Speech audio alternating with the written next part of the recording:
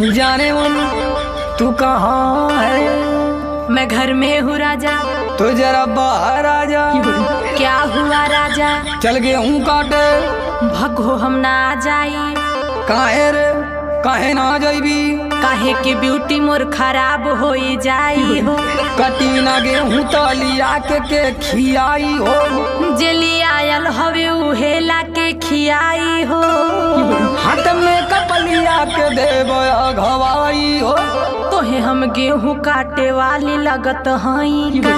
तक कतही कमहारानी जी तू हई का? लेके दहेज आइल बानी नई हरे से। हाथ लतियाई के भगाई देहब घरे से। देखा कुछ हो कला हमसे न होई कटिया हो।